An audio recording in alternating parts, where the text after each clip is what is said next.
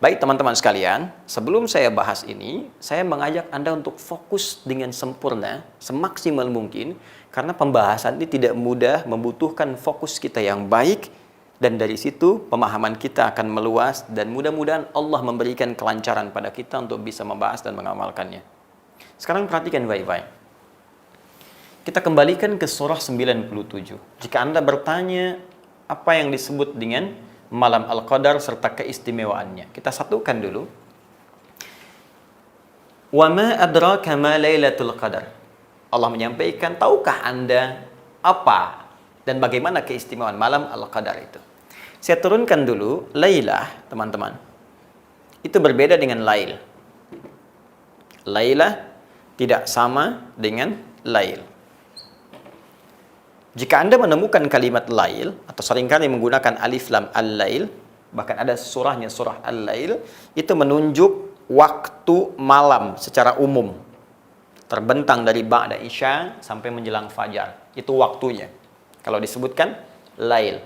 Ya, wal laili idza yaghsha. Dan malam apabila telah meliputi gelapnya kepada kita semua. Itu yang disebutkan waktunya. Jamaknya layali. Ya, saya sering bergurau, kadang turunannya Leli, Lala, Lili, nah itu malam. Jadi kalau ada namanya Bu Leli, itu ibu malam-malam, gitu kan. Tapi kalau sudah menggunakan tak ini sudah ada sifat ya, yang membedakan dengan yang pertama. Jadi ini umum sifatnya, malamnya, waktunya umum. Kalau ini menjadi khusus. Ya, jadi satu saja, tidak semua malam. Jadi hanya satu dan punya keistimewaan. Tak marbutah menunjuk keistimewaan, sifat istimewa. Jadi pertama, Allah ingin memberikan isyarat kepada kita. Turunnya Al-Quran ini bukan di malam biasa, tapi malam yang sangat istimewa. Beda dengan malam-malam lainnya. Tidak sama. Lalu kita bertanya, ya Allah, apa keistimewaannya? Satu, kata Allah. Ya, teruskan, langsung jawaban Qurannya. Lailatul Qadri khairum min alfi syahr. Saat malam Al-Quran diturunkan ini, ya, di malam Al-Qadar itu, maka nilai malam itu sama dengan 1000 bulan lebih. Bahasa tegasnya, lebih baik dari 1000 bulan. Lebih dari 1000 bulan. Jadi tidak serupa, lebih. Ya kan? Baik, kalau kita konversi ini, 1000 ini, ke dalam hitungan kita, itu setidaknya ada 83 tahun kurang lebih.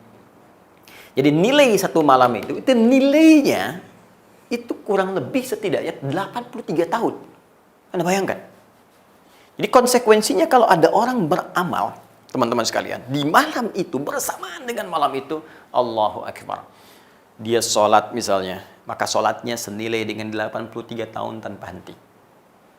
Dia baca Al-Quran, walaupun dia baca satu huruf misalnya, ya, nun, terus ngantuk, ketiduran. Pas malam itu sama dengan baca nun 83 tahun tanpa henti. Nun, ya. 83 tahun tanpa henti. Dan tahukah Anda pahalanya berapa? Coba Anda gambarkan. Satu huruf bukankah sama dengan 10? Ya kan? Itu di hari biasa, Ramadan kali 10 lagi. Di hadis Al-Bukhari Kitabus Shiyam, kali 10 lagi 100. Sekarang kali 83 tahun. Yang hitungannya bukan 1, 2, 3. Tapi hitungan Allah yang berbeda dengan hitungan manusia.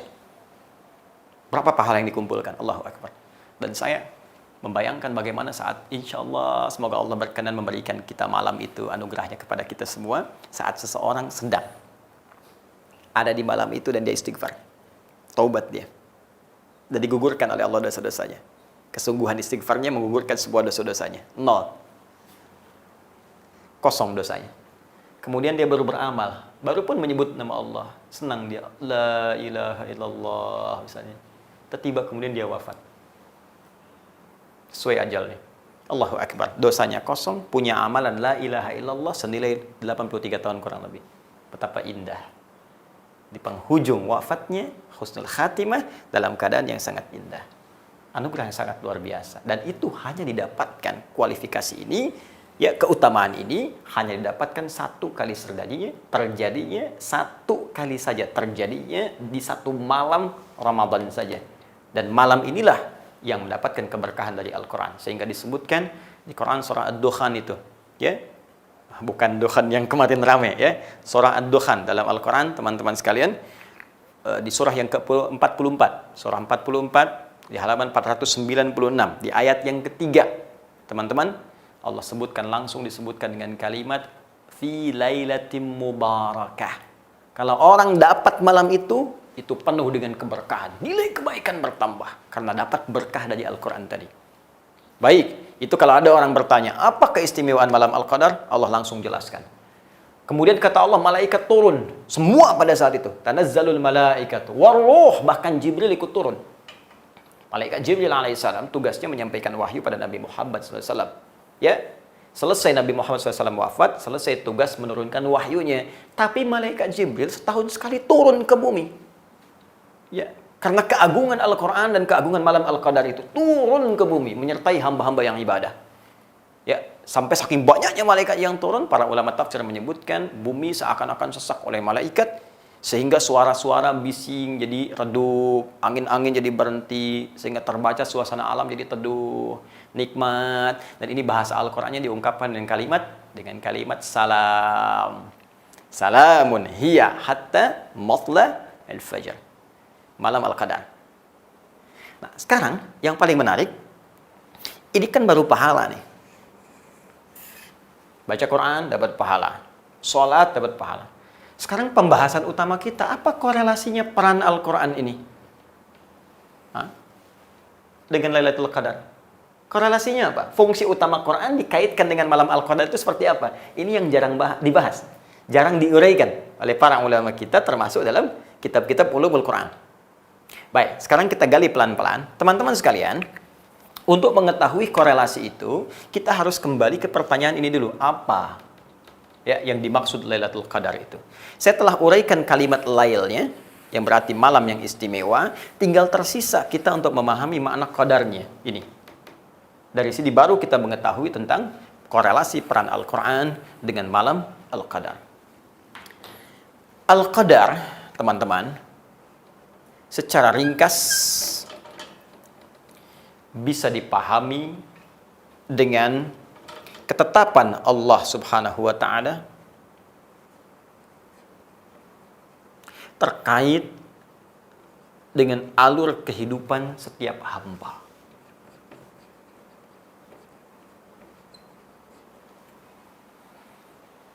Alur hidup kita, bahkan dari sebelum kita ada, dilahirkan, berkembang hidup, wafat, sampai kembali kepada Allah, itu terkait erat dengan qadar Allah Subhanahu wa Ta'ala. Dengan sifat Allah yang tentunya maha mengetahui, maha meliputi. Sebelum terjadi, sedang terjadi, akan terjadi, nanti bagaimana, semua Allah tahu. Dan semua sistem hidup ini, alur hidup kita, ini ada di sini. Qadar Allah Subhanahu wa Ta'ala. Yang secara umum bisa dipahami dengan dua turunan. Turunan pertama, ada yang sama sekali tidak bisa dirubah oleh apapun. Jadi Allah telah tetapkan. Dan Allah maha mengetahui seluruhnya, dan ini nggak bisa dirubah. Ya, contohnya apa? Misalnya ajal. Ya, ajal ditetapkan oleh Allah Subhanahu wa Ta'ala kepada kita semua, dan nggak bisa dirubah dengan apapun. Ya, awas, jangan keliru memahami. Ajal itu batas usia kita. Ya, misal ada yang 63 tahun, 64 tahun, 65 tahun, 80 tahun, lebih daripada 100 tahun. Ada. Nah, hukum ajal ini tetap oleh Allah. Sebelum kita kemudian bahkan terlahir dalam rahim ibunda kita, itu sudah tetapkan oleh Allah Subhanahu wa Ta'ala, ajal si fulan sampai sekian gak akan merubah. Ya, dia berdoa pun gak akan nambah ajal. Tetap ketentuan. Itu ada di Quran surah ke-7 Al-A'raf misalnya, ayat ke-34. Walikulli ummatin ajal. Setiap umat, jangankan 1-2 orang, semua umat yang pernah ada di bumi itu punya batas usia, batas hidup. Fa idza jaa ajaluhum la yastakhiruna sa'atan wa la yastaqdimun. Jika sudah tiba ajalnya, maka nggak akan bisa dimajukan, nggak akan bisa dimundurkan. Ya.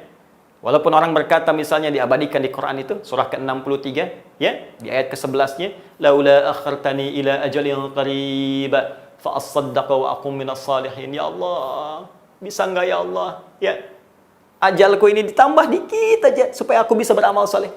Surah 63 dari ayat 10 bacanya sampai ayat 11-nya supaya sempurna kita bacakan. Ya, kata Allah nggak bisa. Nggak bisa. Kalau sudah ada ajalnya bagi setiap jiwa, nggak akan bisa maju, nggak akan bisa mundur. Ini contoh pertama yang nggak bisa dirubah dengan apapun. Ya, ini ditemukan misalnya dalam referensi hadis Nabi Sallallahu Alaihi Wasallam. Kita ambil yang paling gampang untuk diakses di Al-Arba'in An-Nawawiyah. Ya, hadis nomor keempat dari sahabat Abu Abdurrahman Abdullah bin Mas'ud radhiyallahu taala anhu, ya'ni Nabi sallallahu alaihi wasallam wa huwa as-sadiqul masduq, disebutkan inna ahadakum yujma'u fi batni ummihi 40 yawman nutfah. Setiap kalian, kata Nabi sallallahu alaihi wasallam, anak cucu Adam dihimpun dalam proses penciptaan di perut ibundanya 40 hari pertama jadi nutfah. Ya, pancaran antara spermatozoa menyatu dengan ovum berproses. Thumma yakunu mithla dzalika 'alaqah, thumma yakunu 'alaqah mithla dzalik. Kemudian 40 hari kedua berproses jadi 'alaqah, zigot yang menempel di dinding rahim. Thumma yakunu mudghah, mithla dzalik. Kemudian 40 hari lagi berubah jadi mudghah, berubah menjadi mudghah, sudah mulai terlihat keratan dagingnya, nampak. Ya, thumma yursalu ilaihil malak, dan diutus malaikat pada usia 120 hari, 4 bulan kandungan tadi. Diutus malaikat fayanfukhu fihi roh, ditugaskan oleh Allah untuk meniupkan roh, wa yu'maru bi katbi arba'in, dan diperintahkan untuk menuliskan 4 hal utama. Yang paling pertama ditetapkan dari qadar Allah Subhanahu wa taala, yang paling utama ajal, bi katsbi ajalihi, ya, wa rizqihi. Dituliskan rizki bersanding dengan ajalnya. Ajal plus rizki. Ya. Jadi bersanding, makanya saya sering katakan rizki kita sudah tetap. Ya, kalau Anda buka Quran surah ke-51 misalnya, di ayat ke-22, paling kanan sebelah bawah agak ke tengah. Wa fis samaa'i rizqukum wa ma tu'adun. Di langit rizki kita telah ditetapkan. Ini qadar Allah. Ini enggak usah takut. Ya, Anda beramal soleh dapat 1 miliar, beramal salah pun 1 miliar juga. Jadi kalau bisa soleh, kenapa pilih salah? Cuman ketika mengerjakan yang soleh, berkahnya itu tinggi. Yang salah nggak ada berkah sama sekali. Ya, itu yang membedakan. Jadi saya ingin berikan pesan kuat, ya. Jangan pernah mencuri, jangan korupsi, ya, jangan berbuat curang karena merugikan diri sendiri. Jangan dikira kalau korupsi harta makin banyak. Tidak, kawan. Harta Anda tetap segitu. Sampai meninggal nggak akan bertambah, nggak berkurang. Anda cuma melelahkan diri sendiri saja. Tinggalkan perbuatan curang. Karena Anda berbuat dengan cara yang benar pun dapat segitu juga. Cuma beban hidupnya Allah ringankan. Begitu butuh diberikan, tata. Sehingga terasa nikmat penerimaan dalam diri kita. Itu poinnya. Tapi yang ingin saya katakan adalah, ini sifat qadar yang sama sekali nggak bisa dirubah dengan apapun. Nah, cara mengisi ajal, ya, ada qadar Allah yang sifatnya, itu Masya Allah kita diberikan ikhtiar di dalamnya. Walaupun untuk ikhtiar itu pun Allah telah mengetahuinya. Teman-teman. Jadi sebelum kita kerjakan, saat kita kerjakan, nanti akan kita kerjakan, Allah tahu. Ya, tapi kita diberi peluang oleh Allah untuk berikhtiar di situ. Silahkan. Contoh apa? Ajal, batas usia. Cara mengisi usia ini supaya Allah ridha, itu disebut dengan umur namanya. Umur. Dari kata amara ya'muru. Ya'muru ditemukan di Quran surah ke-9 ayat 18, ini tentang masjid. Innama ya'muru masajidallah. Kalimat umur sendiri ditemukan di Quran surah ke-22 ayat 5 misalnya. Ila arzalil umuri. Ya. Apa itu umur? Umur itu saya sering sampaikan dalam beberapa kajian, sesuatu yang mengandung banyak manfaat. Ya. Sesuatu yang melahirkan kesuksesan. Sesuatu yang melahirkan keberkahan, berkah, bertambahnya nilai kebaikan. Artinya, sepanjang diberikan batas usia, ayo coba gunakan isi aktivitas kita untuk berbuat segala hal yang bermanfaat. Ya, memandang yang bermanfaat. Bicara yang bermanfaat, melangkah ke arah yang bermanfaat. Ya, awas hati-hati. Makanya kalau ditanya begini, berapa umur Anda? Itu sebetulnya pengingat dari Allah. Bukan tentang ajal, tapi tentang efektivitas usia yang diberikan oleh Allah pada kita. Jadi kalau Anda berkata begini, Alhamdulillah diberikan 40 tahun, 60 tahun. Balik tanya, selama 60 tahun itu berapa banyak manfaat yang sudah kita dapatkan? Berapa banyak perbuatan baik yang sudah kita hasilkan? Jangan-jangan anak 4 tahun belum balik, manfaatnya lebih banyak dibanding kita yang sudah 40 tahun. Sukses. Ayo, selama hidup sukses. Bekerja yang giat. Ya, bekerja yang benar. Dengan penuh semangat. Apapun profesi Anda, dimanapun Anda mengabdi. Di birokrasi, di diplomasi, mengajarkah Anda, di militer. Ayo, semangat bekerja. Tempuh. Karena itu nanti Kita dapatkan pedoman-pedoman untuk memotivasi kita semangat dalam beraktivitas. Makanya sahabat Nabi juga biasa banyak. Di militer yang sukses banyak. Ada Khalid bin Walid misalnya. Di birokrasi juga banyak. Ada Amr bin As, ada Muawiyah bin Abi Sufyan. Yang pengusaha sukses banyak. Ada Uthman bin Affan, Abdurrahman bin Auf. Yang pengajar dosen sukses banyak. Ada Ali bin Abi Thalib, ada Abu Hurairah. Termasuk Sayyidah Aisyah. Disilahkan passion kita apa? Sukses. Dan jangan lupa kesuksesan itu harus punya nilai keberkahan, nilai-nilai positif. Itu yang disebut dengan umur. Nah, untuk bisa mewujudkan ini, kita kan harus berikhtiar. Untuk ngajar, perlu belajar. Mau jadi orang hebat, perlu belajar dengan baik dulu. Sekarang kuliah, jurusannya apa, pelajari, ikut training. Itu ikhtiar kita. Jelas ya? Diberikan kesempatan oleh Allah Subhanahu wa taala. Karena itu di Quran surah ke-13 terkait dengan ini, ya, Quran surah 13 ayat yang ke-11, ya, Allah sampaikan di pertengahan ke ujung ayatnya, ayat yang ke-11, innallaha la yughayyiru ma biqaumin hatta yughayyiru ma bi anfusihim. Ini yang dimaksudkan.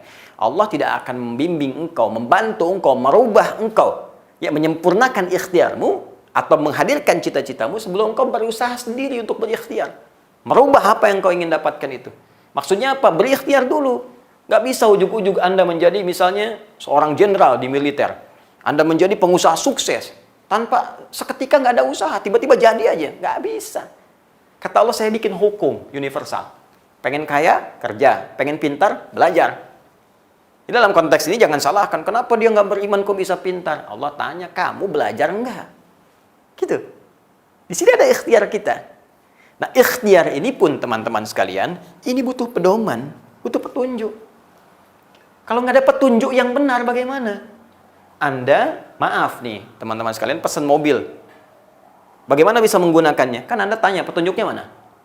Siapa yang bikin petunjuk? Yang bikin mobil. Yang bikin mobil membuat petunjuk tentang mobil. Yang bikin pesawat membuat pedoman pesawat. Yang membuat handphone membuat buku petunjuk handphone.